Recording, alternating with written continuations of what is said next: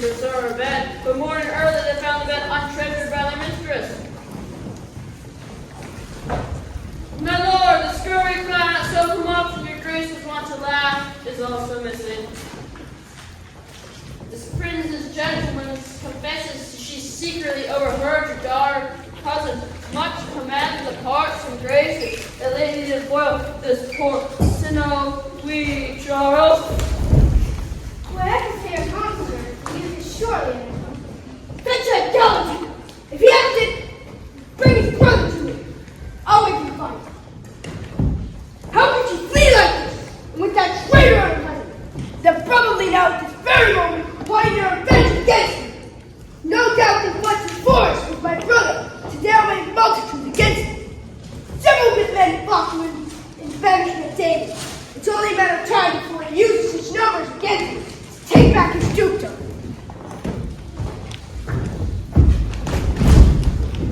He says he's not seen his brother since the day of the wrestling. Not seen him since? Sir, that cannot be. But were I not the better part of my merciful, I should not seek an act in army on my revenge. But look to it! Fight your brother, wheresoever he is. Seek him with candor, bring him dead or living. Within these 12 months our time, thou no more seek him living on our territory. Thy lands and all living things that thou dost call thine, I at my own hand seize until you bring me your fool of a brother. Oh, that your highness knew my heart in this. I never loved my brother in all my life. Then you're more business than I thought. Push him out of doors. Make him stand upon his house of head. Go!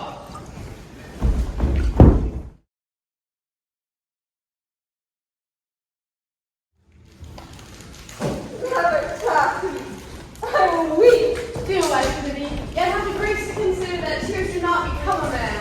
What have I not cause to weep? His very hair is of the deceiving color. There is something browner than Judas's. His kisses are Judas's own children. Oh, why did he swear he would come? And comes not. Because there is no truth in him. No truth. In love. Nay, when he is in love, he may be true. I think not that he was in love to begin with. You heard him swear downright that he was. Was, is not is. Know you that Orlando attends here in the forest on the Duke your father? I met with my father yesterday and had much question with him. I was disguised, of course. He asked me of what parentage I was, and I told him as good as he. So he laughed and let me go. But what talk we of fathers when there's such a man as Orlando? That's a brave man. He writes brave verses, speaks brave words, swears brave oaths, and breaks them bravely. Mistress and master, what is it? Oh, you will see it. You have often asked about a shepherd boy who was here on the day we met, who praised the proud and disdainful shepherdess. Who was his mistress? What of him? If you will see a passion truly played between the pale complexion of true love and the red glow of scorn! Go ahead, Solitaire. Come, let us remove. The sight of lovers feedeth those in love. Bring us to the sight. I'll prove a busy actor in their play.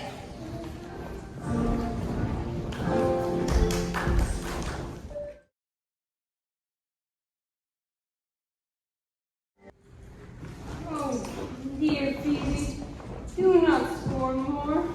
Say that you love me not. But say not so in your bitterness.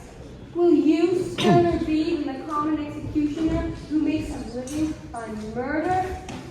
Please accept my love, dearest Phoebe. I would not be thy executioner, I fly thee, for I would not injure thee. Thou tellest me there was murder in mine eye. 'Tis pretty sure and probable that eyes, the frailest and softest of things, that cowardly shut their gates, the but a speck of dust, should be called murderers. Now I do frown upon with all my heart, and if my eyes can wound, let them now kill me. Gentle Sylvius, count too fit to swoon, or if thou canst not, for shame, lie not to say mine eyes are murderers, but the scratch of a pin leaves a scar, yet I see no mark of my eyes wounding thee. Oh, dear Phoebe, if ever you meet in some face the power of love, then you shall know the wounds invisible that love's keen arrows make. But till that time, come not near me, and when that time comes, feel free to mock me. Pity me not then, for I pity you not now. And why, pray you?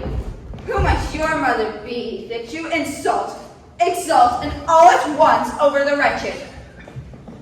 How can you, being no natural beauty yourself, be therefore so proud and pitiless?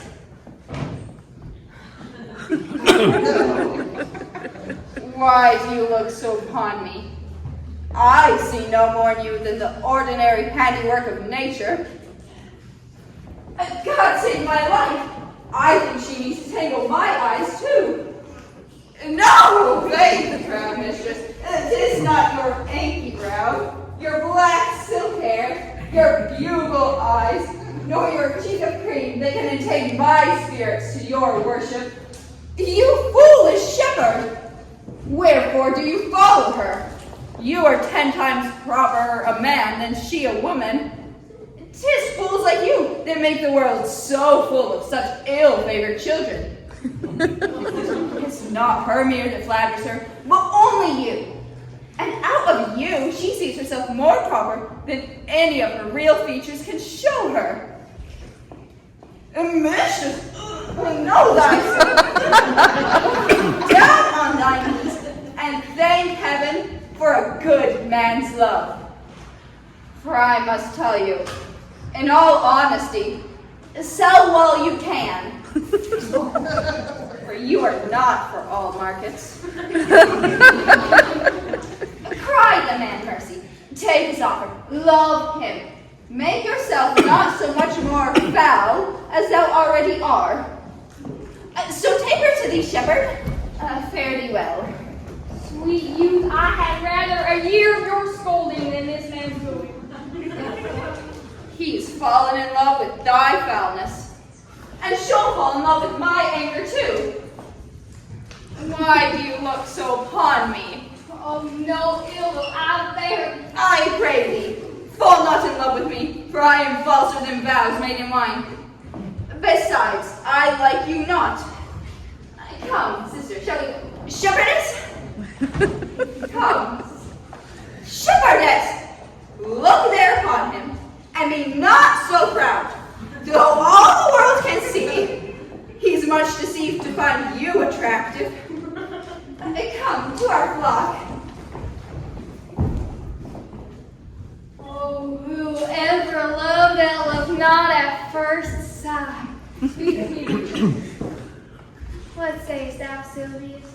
sweet Phoebe, pity me. Why, I am sorry for thee, gentle Sylvius. Wherever sorrow is, relief would be. Sylvius, at a time I hated thee, and it is not that I now bear thee love, but since thou canst talk a love so well, thy company, which has oft been so irksome to me, I will endure. And I will employ thee too. But do not look for further recompense than thine own gladness. So holy, so perfect is mine oven. I am such a poverty of grace that I shall think it the most plenteous crop to glean the broken ears after the man of the main harvest. Lose now and then a savage smile, and that I'll look upon. Knowest thou the youth that just spoke to me? Not very well, but I got the manners. He is not the kind in the mountain, poor his old master. Think not I like him, though I ask. He is but a peevish boy. Yeah, he talks well. Well, what care I for words?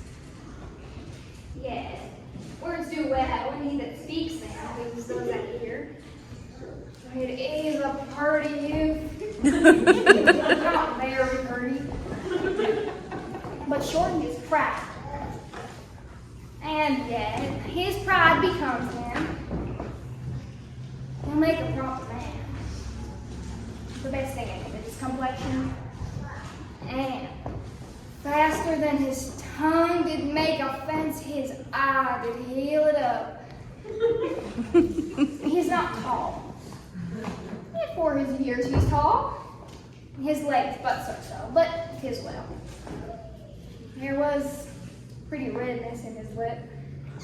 A little riper and more lusty red than that next his cheek. 'Twas just the difference betwixt the constant red and mingled damage. There be some in Sylvia's. Had they marked him parcels as I would have gone near to fallen in love with him.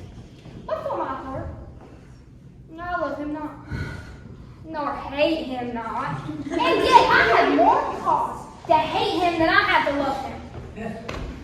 What had he to do to chide me? Said my eyes were black, my hair black. No. And now that I remember scorned at me, I marvel why I answered not again. But that's all right. A means is not quittance. I shall write him a very taunting letter, and thou shalt read. Real thou, Sylvia? Phoebe, with all my heart. I'll write it straight. The matter's in my head and in my heart. I shall be bitter with him and passion short. Come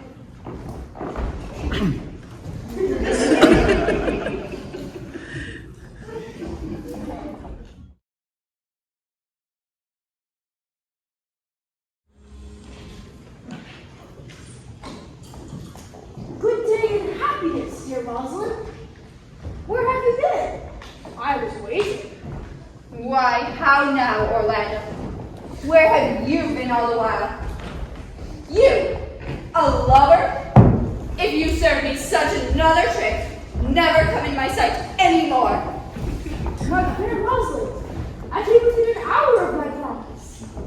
Break an hour's promise in love? He that breaketh into 1,000 parts, and breaks but part of the 1,000 in the affairs of love, does not love, but merely likes a woman. Haunted me, dear Rosalind. Do you really think she would do so? My Rosalind is virtuous. And I am thy Rosalind. It pleases him to call you so, but he has a Rosalind with a better smile than you. What would you say to me now? If I were your very, very Rosalind. I would kiss before I spoke. Nay, you're better to speak first, and when there's nothing left to say, take occasion to kiss. But who could ever be out of things to say if he were with the one he loves? In that case, his mistress shall never be kissed. If I were thy mistress, thou wouldest run out of words. Am I not thy Rosalind? I take some joy to say you are, because I would be talking of her. Well, I say that in her person I will not have you. For I say that I will not have this. My life runs with this mind, for protest or frown might kill me. By this hand, I will not kill a fly. But come now, I'll be your Rosalind in a more coming-on disposition. Ask me what you will, I will grant it. Then love me, Rosalind. Yes, faith I will. Fridays and Saturdays and all. And wouldst thou have me? Come, sister, you shall be the priest and marry us. Give me your hand, Orlando. What say you, sister? Prithee, marry us. Will you, Orlando, have to wife this Rosalind? I will. I but win. Right now, as fast as she can marry us. Then you must say, I take thee, Rosalind, for wife. I take thee, Rosalind, for wife. I suppose I might ask for thy commission, but I do take thee, Orlando, for my husband. Oh, I've spoken before the priest. A woman's thoughts do run ahead of themselves. So are all thoughts, when they have wings. And how long will you have her after you possess her? Forever and a day. Oh no, Orlando. Say the day without the ever. Men are in April when they woo, December when they wed. Maids are in May when they are maids. But the sky changes when they become wives. For what if I were to become more jealous of you than a wild rooster over its head, more clamorous than a parrot in the rain, more newfangled than an ape, more giddy in her desires than a monkey? In faith, I, your loving wife Rosalind, will weep when you are married and laugh when you are inclined to sleep. But truly, my true Rosalind would do not so. By my life, she will do as I do. Then by my love, I have no choice but to love her still. For these 2 hours, Rosalind, I must leave thee. Alas, dear love, I cannot lack thee 2 hours. I must attend the Duke at dinner. The Duke, I want to talk. By 2 o'clock, I will be with thee again. Aye, go thy way, go thy ways. I knew you would prove thus. That flattering tongue of yours won me. 'Tis but once with a castaway, and so comes death. You'll be back 2 o'clock? Aye, sweet Rosalind. By my troth, and in good earnest, and so God amend me, and by all pretty oaths which are not dangerous, if you come 1 minute behind your promise, or break 1 bit of it, I will think you are the most pathetical and unworthy of her you call Rosalind. Therefore, bear my censure, and keep your promise. With no less religion than if thou were indeed my Rosalind. So I do.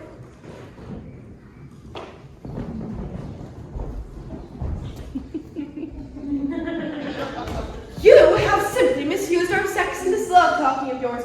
We should have your attire flipped over your head to show the world what the bird has done to his own nest. Speaking of women, this way of grossness, parents, Cuz. Oh, my pretty little cuz. If thou couldst fathom now how deep I am in love. My affection has an unknown bottom, like the Bay of Portugal. or rather, bottomless, that is fast as you pour affection and it runs out. Nay, let Cupid be the judge of how deep I am in love.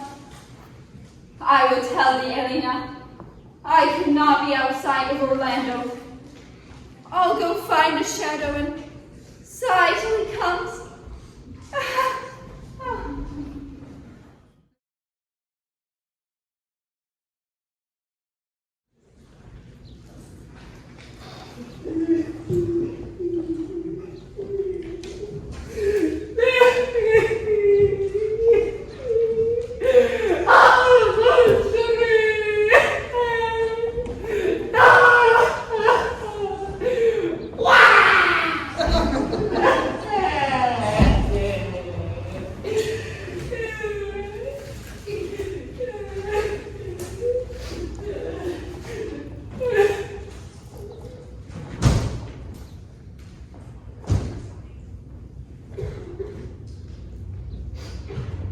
Come a pace, good Audrey. I'll fetch your goats for you.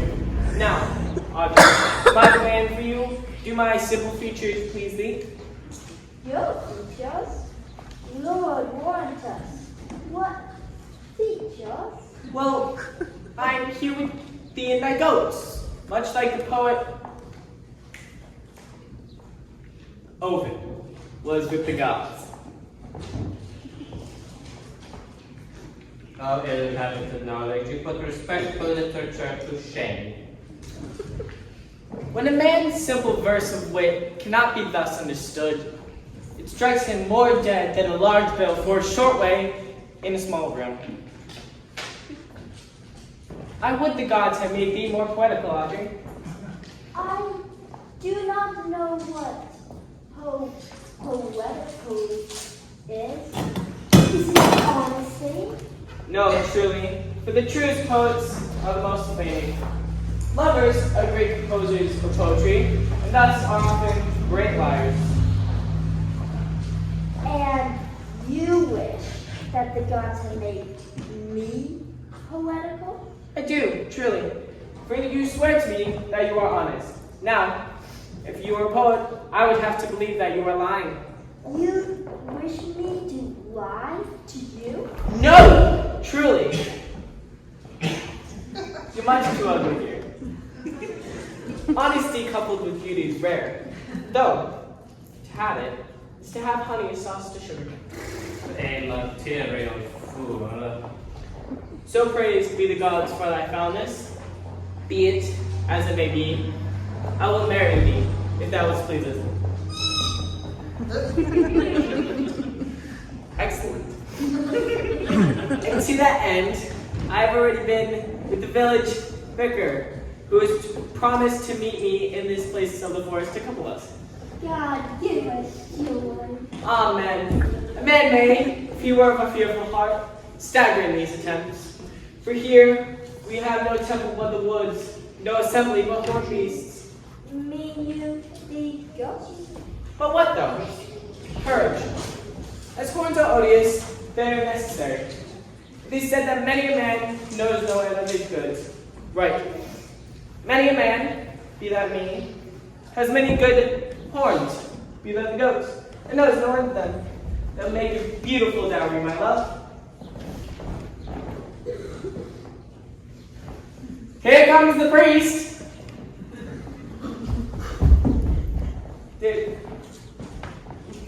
Dearest father. You are well, man. Your dispatch is here under this tree, or shall we go with you to chapel?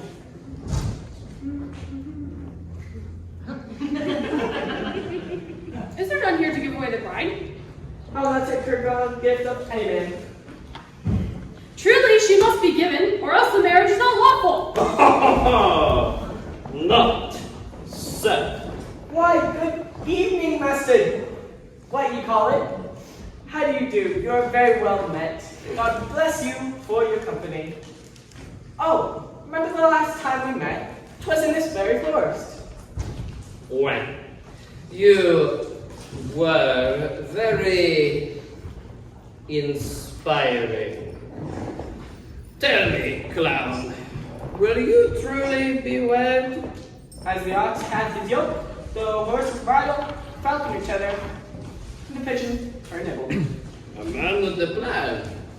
And will you, being a man of your breeding, be married under a bush like a beggar? Not that there's anything bad about bushes. I spend a lot of time under bushes myself, but get you to church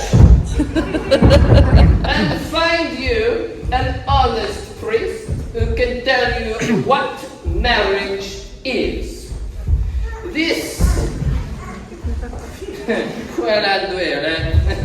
this fellow will but join you together as they join boards of wood for a floor. Then one of you will prove a shrunk panel. I were better to be married of him than of another, for he is not well to my. He's not very well to marry me well, and thus, not being well married, it is good leave for me hereafter to leave my wife. Come thou with me, and let moi counsel thee.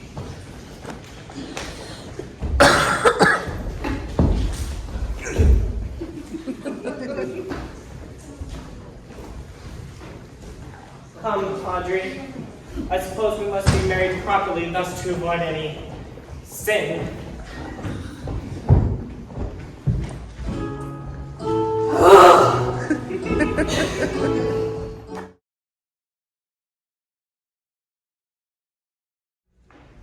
How now? Has it not been 2 hours?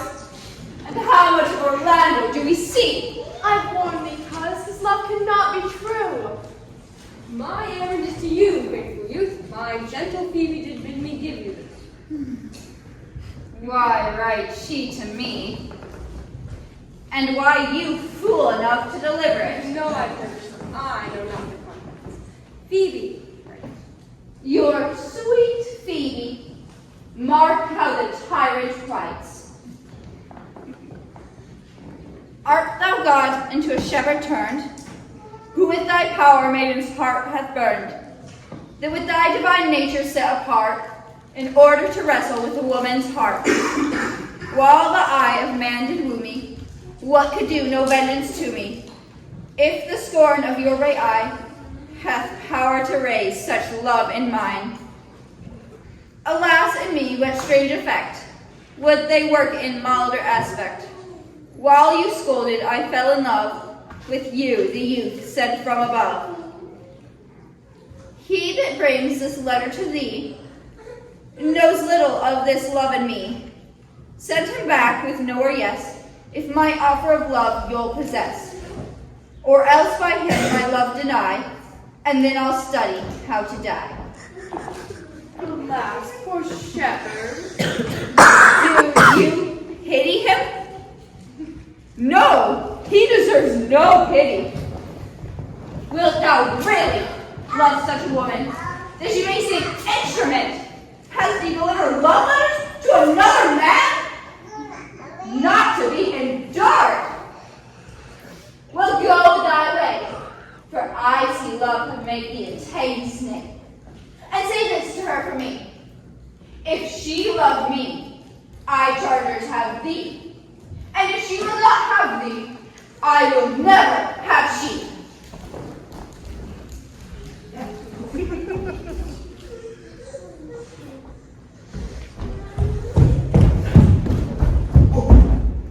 Good morrow, fair ones. Pray you, if you know where in this forest I might find a shepherd's cottage surrounded by olive trees. You'll find it just over yonder. Thank you. Oh, but there's now no one within there. Knowing so then, are you the owners of the house of which I inquire? That I may profit by a tongue, that I should know you by the description I was given. Such garments and ears are exactly what I was told. The boy is fair of female favor, and bestows himself like a right sister. The woman low and browner than the brother. Orlando does commend himself to you both, and to that youth which he calls Rosalind, he sends his bloody handkerchief. Are you he? I am. I prithee pardon, my brother. What must we understand by this? Some of my shame, if you will know of me. What man am I? How am I to wear this handkerchief was stained? Please tell us. When last young Orlando parted from you, he left promise to return again shortly. Pacing through the forest, riding on bittersweet thoughts of love and love. What befell? He threw his eyes aside, and under an old oak saw sleeping a wretched, ragged man. And not far off, in a bush under which shade a lioness lay crouching, head on ground, with cat-like watch. Orlando did approach the man, to wake him and to warn him of the danger he was in. But when he came near, he saw that the man was his own brother, his elder, evil brother. Oh, we have heard him speak of that same brother. He did render him the most unnatural that ever was. And well he might do so, for well I know he was unnatural. But to Orlando, did he leave the villain there as good to be sought by the hungry lioness? Twice he turned his back, and purposed to do so. But kindness, nobler ever than revenge, made him give battle to the lioness, and he overthrew the beast as thoroughly as he overthrew Charles the wrestler. And at the sound of their conflict, I had awakened from my miserable slumber. Are you his brother? Was it you he rescued? And you that saw a plan to kill him? 'Twas I, but 'tis not I. I do not shame to tell you that I was, since my conversion, so sweetly tastes being the thing I am now. But to the bloody handkerchief. By and by, after we had cried and told each other our stories of how he and I came into this forest, he took me to the shelter of a cave he knew well, where he took off his clothes, and there on his arm was a wound where the lioness had attacked him, ripping off some flesh. And it was bleeding, so much now that he fainted. And as he fainted, he called out, "Rosalind." Quickly I recovered him, bound up his wound, and when he woke, he sent me to the stranger as I am to tell you this story. That you, the shepherd youth, who in his sport he doth call Rosalind, might excuse his broken promise. Oh, how thou Ganymede! Cousin Ganymede! Oh, many will swoon when they look on blood. There's more in it than that! Cousin Ganymede! Oh, look, he's recovering. I would I were home. We'll lead you thither. Good sir, take me by the arm. You a man, you lack a man's stomach. I do, I confess it. I should have been a woman. Come, you look paler and paler. Draw you homeward. Good sir, will you go with us? That I will, for I must bear answer back to my brother how you forgive him. Rosalind might afterwards bring him here to be properly treated of his wound. Of course. And I pray thee, commend my counterfeiting to him.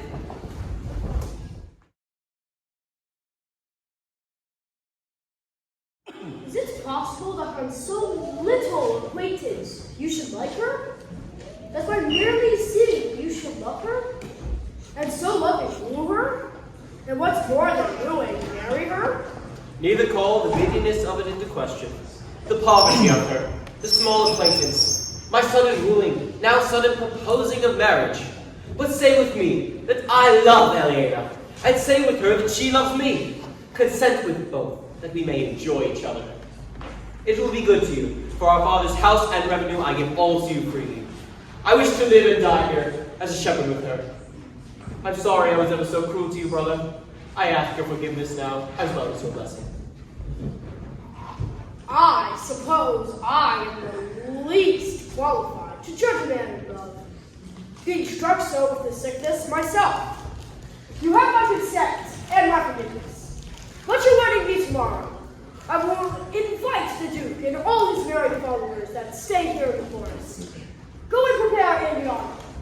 Oh look, here comes my Rosalind. God save thee, brother. And you, fair sister. Oh, Orlando, how it grieves me to see thee wear thy heart in a scarf. It's my wife. My heart does remain wounded by the eyes of me. Did your brother tell you how I counterfeited to swoon when he showed me your handkerchief? Aye, and greater wonders than that.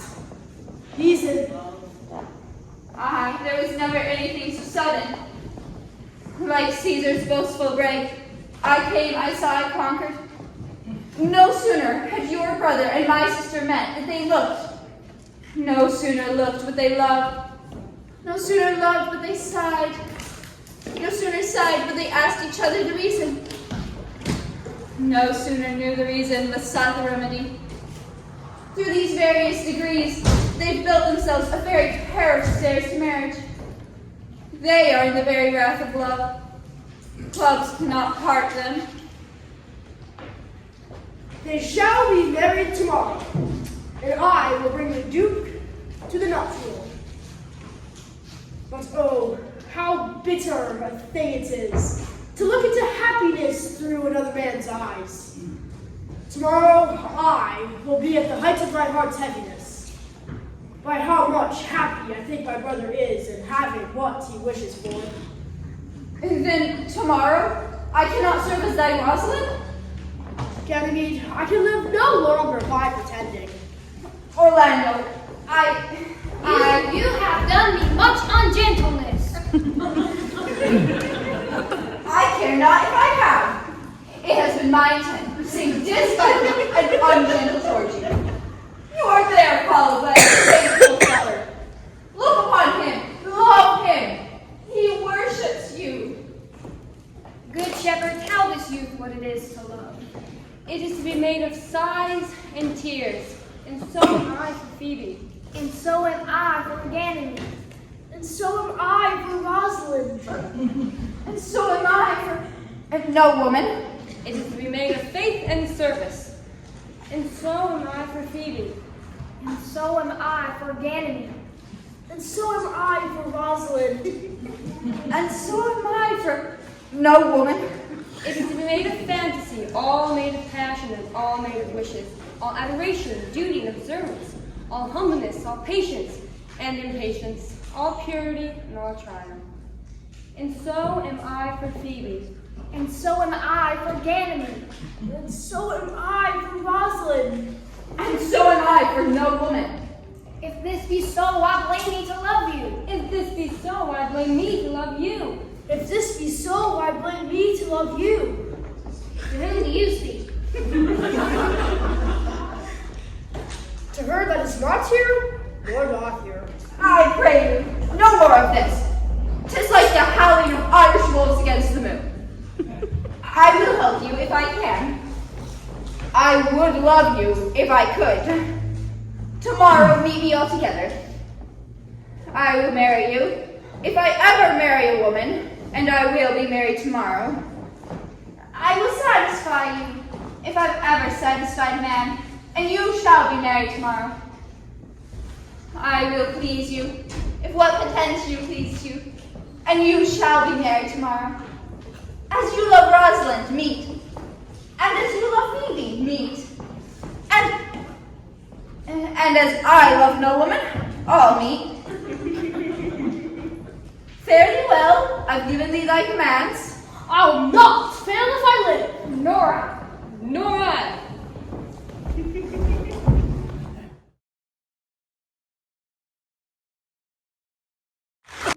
Dost thou believe, Orlando, that the young boy Ganymede can do all that he has promised? I sometimes do believe and sometimes do not. When you say, oh do, is it if I bring in your daughter Rosalind here, you'll bestow her on Orlando? That would I, and I kingdoms to give her.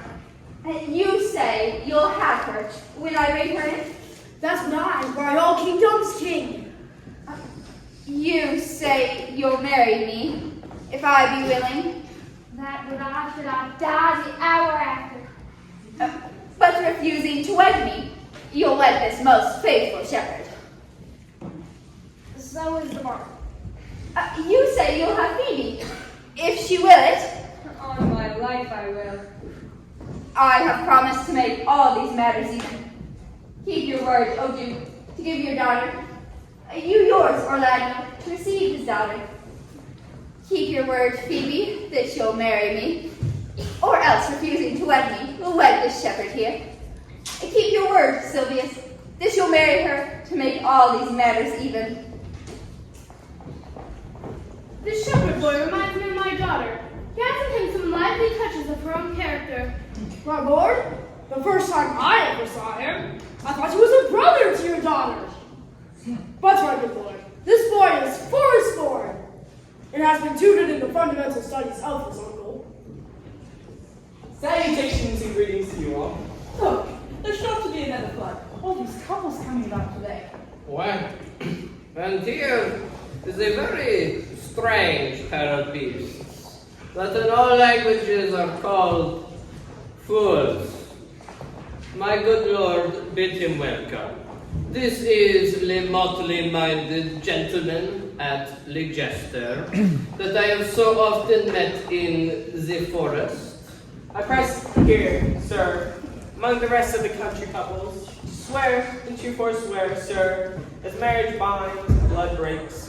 A poor virgin, sir, no favorite thing but mine own.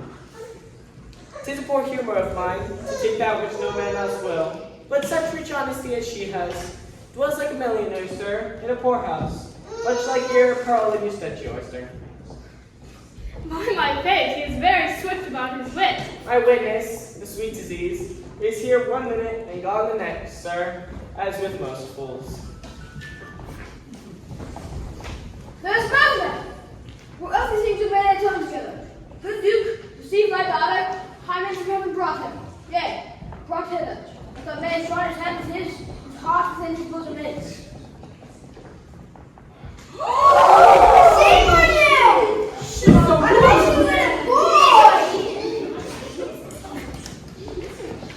If there be truth in sight, you are my daughter. If there be truth in sight, you are my Rosalind. If sight and shape be true, then my love of you. I'll have no father if you be not he. I'll have no husband if you be not he. Nor never wed a woman if you be not she. Peace have I bond with you. Tis I make conclusion of these strange events. Here is it that mistaken to Jordan Heaven's bed. If truth was content, you and your love crushed apart, you and your heart and heart. You to his love must have called all the woman for your love. You and you are so together, as the winter to forever.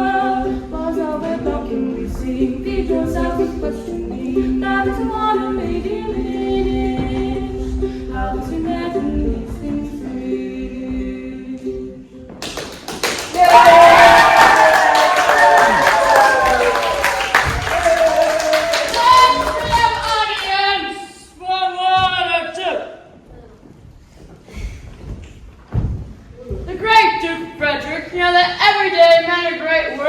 resort to this course, and just a mighty power that he on foot on his own conduct to come here purposely to put his brother to the sword!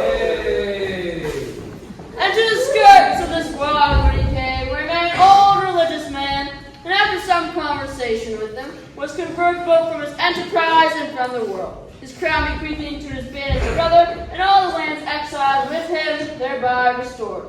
This to be true, I do engage my life.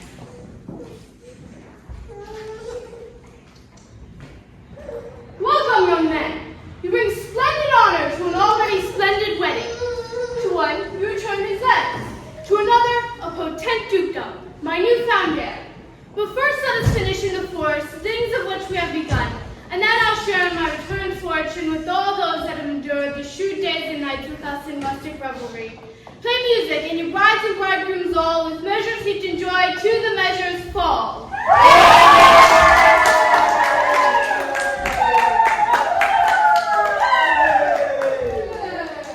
I pray you, sir, by your patience, if I hear you rightly, the Duke has put on a religious life and thrown into neglect a pompous court. He hath. To him will I go. Out of these converts there is much matter to be heard and learned. Stay, Jacques, stay! I would see no pastime in doing so.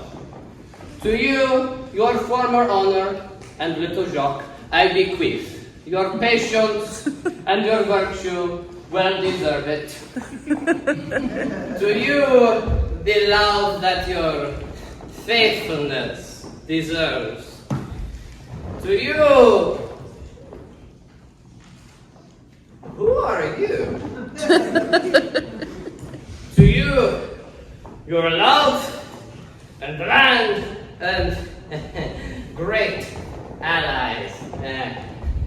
To you, oh my goodness, young man. To you, a long and well-deserved bed. Really, please sleep. The circles under your eyes are so hideous, you give me nightmares. Please, sleep! Sleep! And to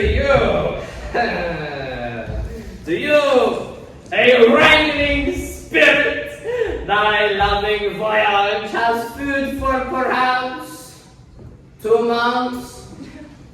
Maybe.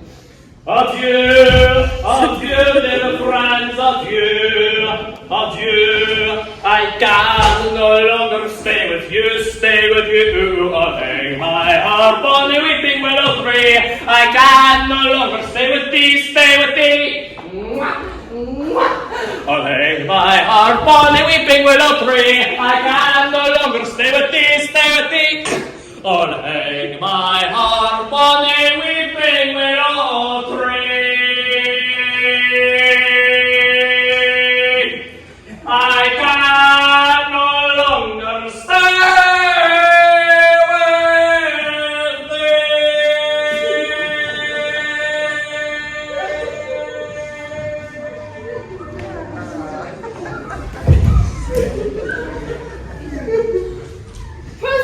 Proceed.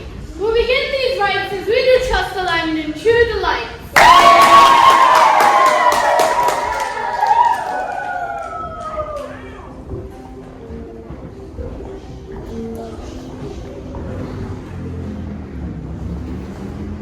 "'Tis not the fashion of the lady the epilogue, but 'tis no more unhandsome than to see the lord the prologue. If it be true that good wine needs no bush, 'tis true that a good play needs no epilogue. But to good wine they use good bushes, and good plays are proven the help by the help of a good epilogue. What a case I've in then, that am neither a good epilogue, nor can insinuate on the behalf of a good play. I am not dressed like a beggar, therefore to bed will not become me. My way is to conjure you, and I'll begin with the women. I charge you, O woman, and the love you bear to men, to like as much of this play as may please. And I charge you, O men, and the love you bear to women, for I perceive by your simpering None of you hates them. It's between you and the woman the play may please. If I were a woman, I would kiss as many of you as had beards that pleased me, complexions that liked me, or breaths that I defied not. And I am sure that as many of you as have good beards, or sweet faces, or good breaths will, for my kind offer, when I make courtesy, bid me farewell.